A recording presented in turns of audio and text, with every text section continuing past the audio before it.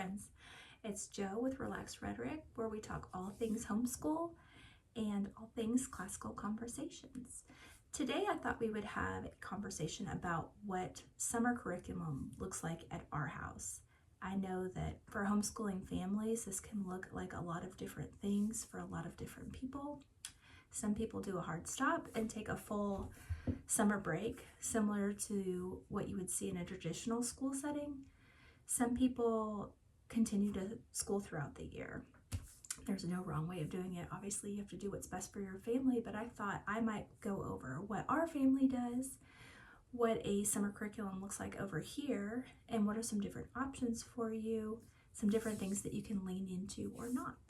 So, like I was mentioning on my previous video, it is May right now. Our Classical Conversations Co-op ends mid-April, and we don't stop schooling then. Usually we have to finish up our math and sometimes some language arts, some other stuff. But for the most part, our summer break will start usually around May, and we will go through the end of July, maybe the first week of August. Usually around the second week of August is when things start getting back into the swing of things around here, and our school year will start usually about the second week of August, which matches up with the public school kids that we are friends with and my kids are friends with in the neighborhood. So I think it's kind of a good transition. They see that those kids are starting back to school. We start getting into a different routine about that time as well. So that, like I said, will usually start around the second week of August. So what does our school look like May, June, July? That's kind of what we're going to discuss today. When you're evaluating that as a homeschooling family, I think we need to kind of talk about what your goals are as far as for your school, for your children, what things are important to you, what things aren't important to you. And that's kind of where we get into the different options that we have as a homeschooling family. So our goals have looked different throughout the different years that we have been homeschooling. Like I mentioned previously, I have an 11, 9, and almost 7-year-old. We have gone through very different seasons of life in those years that we've been homeschooling. We used to be a family that fostered. So on those years where we had more kids in the house, it was more chaotic. There's a lot more doctor's appointments, meetings with social workers. If you know the foster care system at all, you know that there's a lot that goes with that. It's not just taking care of kids, it's a lot of appointments as well. Those years, we have taken more of a break usually in the summer. We need to just be together more as a family, have a lot more rest. That rest is definitely one of our top goals in the summer. We value that time together as a family, and we make sure that our summer looks different than the rest of our school year. That's one of our goals. And it has looked a lot differently. When my kids were really young and we were not fostering as much then, and our school year looked less intensive, as far as having really young kids in school, it's not nearly as intensive as when you have a 5th and a 6th grader in school. We kind of maintain a very similar schedule throughout the entire year. We continued read-alouds, we did some math, and a lot of other things like that. And it looks somewhat similar. As my kids have gotten older, we try and make, like I said, this summer look a little bit different. And there's some different ways that we do that I'll go over. So our goals for our summer usually look like rest, as I mentioned previously. We also would like to lean into the arts more than throughout the year. This is the time when we have more art projects, when we learn more about different musicians, and we are just enjoying that aspect of God's world together. And there's some different ways that we cultivate that in our house, and I will go into that. We also continue our read-alouds That's something that we don't ever really stop. We enjoy those, but we do choose different books during the summer than when we would otherwise do. And we also like to do some sort of supplemental science. So like we were talking about, we've landed somewhere in the middle this year. We're not going to take it super easy this summer, but we're also not recovering from anything, recuperating, needing a whole lot of rest. So I've landed in the middle this year. So the things that we are going to do is, first off, we're going to finish with our math. We changed curriculums probably about 2 months into our school year. We went back to the Good and the Beautiful, which I had done before. I had tried a different one at the beginning of the year. I didn't love it. We went back to the Good and the Beautiful. So our math will go a little bit longer than it otherwise would have on a normal year. So we're going to be finishing that up. We are going to do some handwriting. My youngest is still working on print and copy work, and my middle is working on cursive, and my oldest is actually learning to type and taking a typing course with the Good and the Beautiful. And then the science curriculum, I have exclusively used Good and the Beautiful. I really do enjoy it. I'm going to go over some different ones that I've used in the past a little bit later. But this year we have chosen health and the physical and the body, which we have really been enjoying. The colors are vibrant. They're easy, open and go lessons. For the most part, you don't have to do a lot of prep work. Usually I'll just look through it in the morning before we start school and get together any supplies that I need. But other than that, kind of open and go. The pictures and Good and the Beautiful form, as always, are really pretty. It's engaging.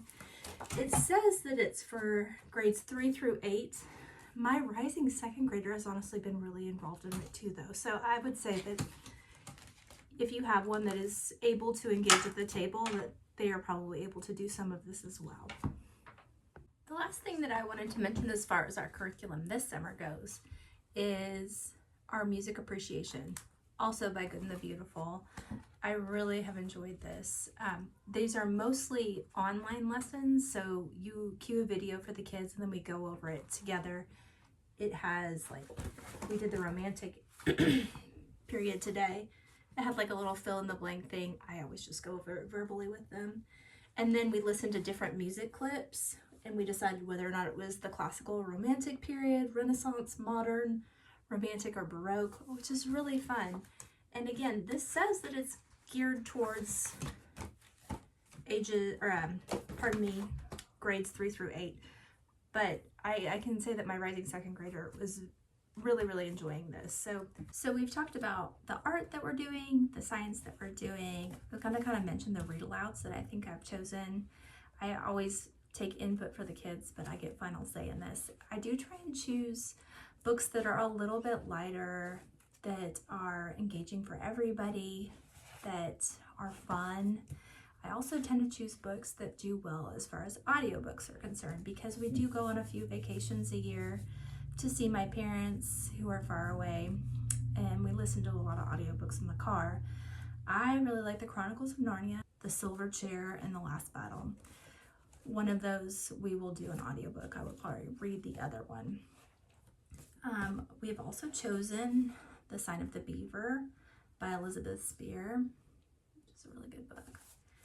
And lastly, we're going to do Farmer Boy by Garth Williams. The pictures in there are really good, and my second grader is good as far as listening to books go, but who doesn't like a picture in a book, right? Those are the different read-alouds that we're going to do. As far as Bible goes, I have these character cards. I don't know if you've ever seen them before. They have the characters of God. So omnipotent, omnipresent, omniscient, patient. There's many of them. I think I got these off of Etsy. I really like these because they have the different characteristics of God. And then it has 3 different Bible verses.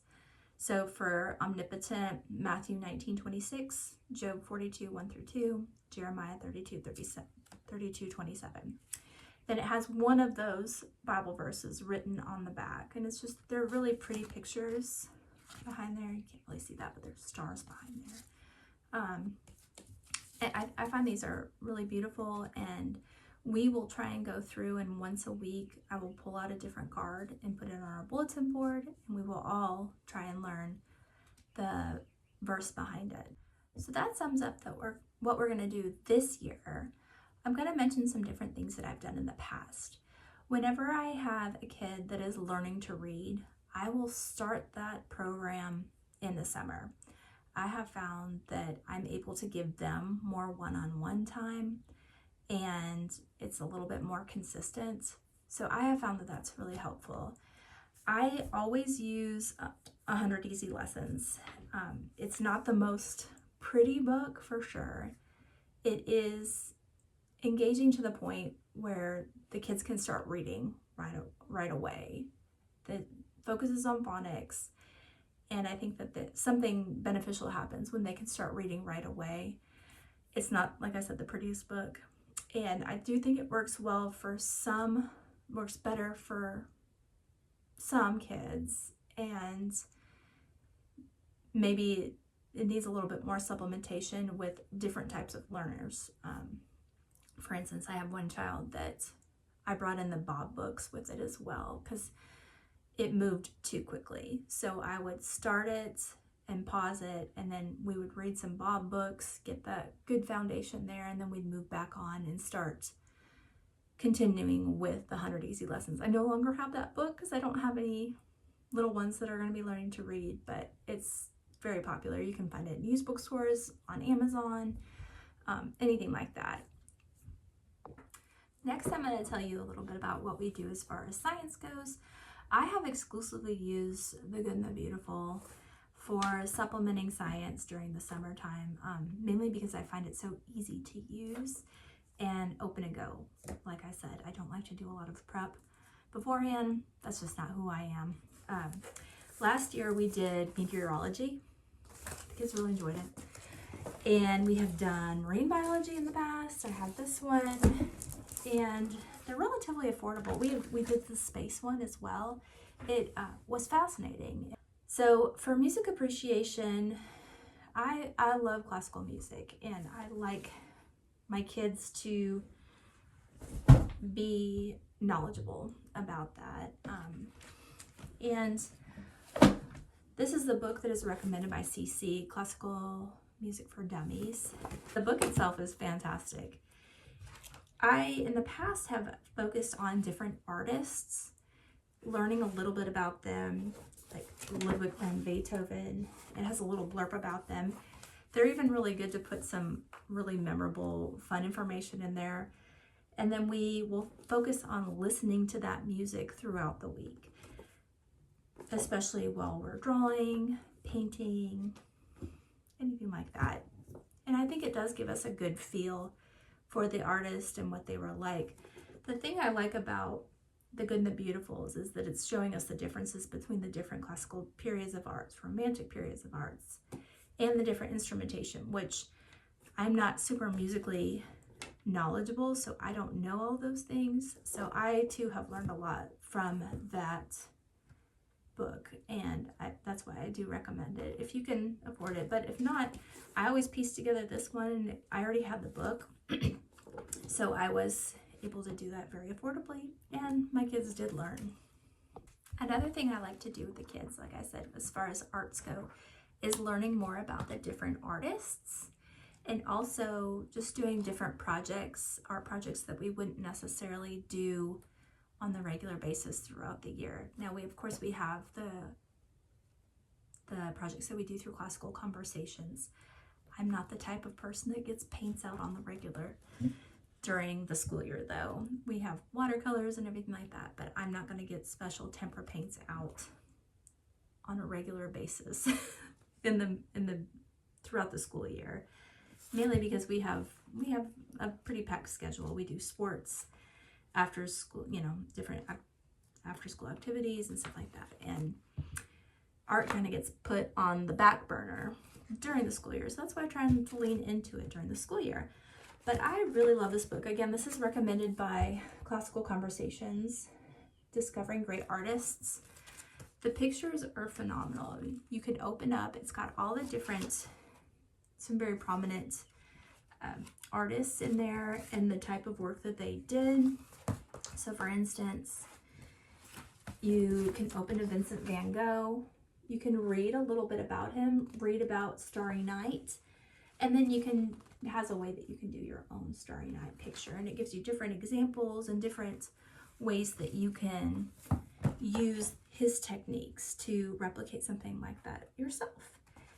Another thing that was kind of fun that we did as throughout the different summer years is we went through Connoisseur Kids and we worked on etiquette.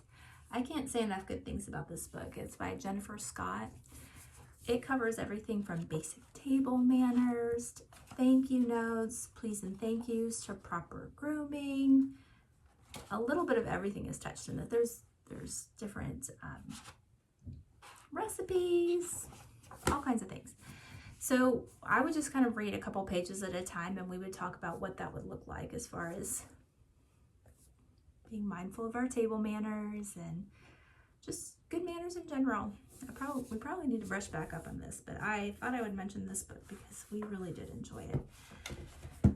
So lastly, I'm going to kind of cover what Bible looks like. I've already shown you the character cards. I've done that on a couple different years, and we really enjoy them. The other thing I did, especially when they were younger, is Truth and Grace, which is a catechism book. And this works on memorization. If you don't know what catechism is, it's answering basic questions, and the idea is that the child memorizes this. So we would do this even when they were very, very young. We would go through these basic questions. When they were really little, I would give them one little chocolate chip for every answer that they could get correct, just to kind of incentivize them.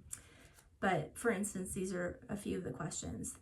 I would ask them, who made you? And they would memorize, God made me. I would say, what else did God make? And their answer to that would be, God made all things. And I would say, why did God make you in all things? They would answer, for his glory, for his own glory. So they have the question that you ask them, the answer that they memorize, and then the scripture that backs that up. Why I say that this is important is because some of these questions can be kind of daunting as you of a parent, I'm sure know. And sometimes we want to give a complex answer. I like this because they are simple answers, and yet they are all-encompassing. How can you glorify God? By loving him and doing what he commands. We can also go to the different scriptures and embellish that if we need to with the kids, give them the answers behind why that is the answer.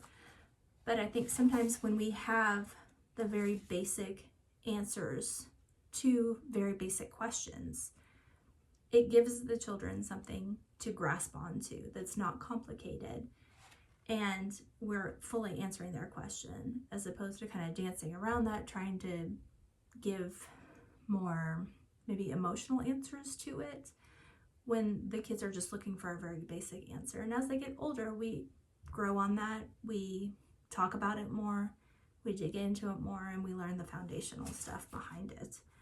But I did find this very helpful with kids when they're younger, and I do enjoy working on that in the summertime with them when I have a little bit more time to dedicate to that kind of stuff. Lastly, I want to talk about different read-alouds that we've done. Like I mentioned previously, I like read-alouds that are lighter, that are engaging for everybody and kind of fun for everybody. Stuff that doesn't weigh us down as much. My kids and I just finished Where the Red Fern Grows, and that was really hard on me. So I was really looking forward to just kind of taking that in and moving on to something a little bit lighter. So some of our favorite read-alouds that we have done, I was trying to ask the kids what some of the favorites that they've done. The Tale of Despereaux by Kate D. Camillo, Mercy Watson, which is also written by her, and Ulysses, and I can't remember the other book. Those are all fantastic books. I really can't recommend anything more than that. I love Kate D. Camillo. Mr. Popper's Penguins was a really good one, and really popular with the kids, by Florence and Richard Atwater. Homer Price is kind of written into smaller chapters that were really engaging and fun for all ages as well. Stuart Little, this one's it's missing the cover because it's been read so much. Charlotte's Web, The Trumpet of the Swan it was my daughter's favorite book. I think it still is. Secret Garden, A Little Princess, Black Beauty we did. That was a little harder too, but all of those are just really engaging stories. We always go through a couple of the Chronicles of Narnia books too, just because they're such timeless stories. They're engaging for all ages. I really haven't found an age where my children wouldn't listen to them. So we usually choose about 2 of those to go through during the summer months as well. So that's all I can think about now to tell you, but I think most importantly is to evaluate your goals and what it is that you need as a family. We often kind of get bogged down with what we think needs to happen, but if we step back and think, what are our goals and how can we meet them in kind of a bigger picture? And with that being said, I hope you all have a wonderful summer with your kids. Enjoy that rest time. I have linked as many of the resources that I can down below to help you if you are interested in any of those resources. So until next time.